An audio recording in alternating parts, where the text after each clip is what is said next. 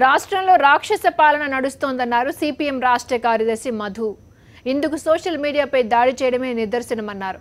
చంద్రబాబు బెదిరింపులకు బెదిరిపోయేవారెవరూ లేరని, త్వరలోనే టీడీపీ ప్రభుత్వానికి వ్యతిరేకంగా భారీ బహిరంగ సభ పెట్టి పాలనా తీరును ఎండగడతామన్నారు.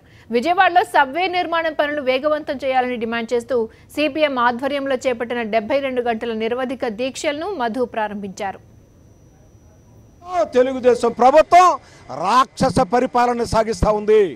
అందులో భాగంగానే సోషల్ మీడియా మీద కూడా ఈ నిరంకుశత్వాన్ని సాగిస్తూ ఉంది. దీన్ని సహించం.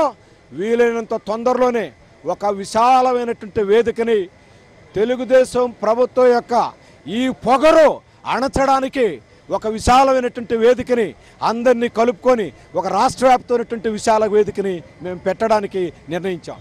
ఇట్లాంటి భయాలకి ఎవరు లొంగే పరిస్థితి లేదు. ఇట్లాంటి భయాలకి అరెస్ట్ చేస్తే బెదిరిస్తే భయపడతారని చెప్పేసి ప్రతిపక్షం దెబ్బతినిపోద్దని చెప్పి భ్రమలు పడుతున్నాడు చంద్రబాబు నాయుడు. అది జరిగే పని కాదు. ప్రతిఘటన ఎక్కువ.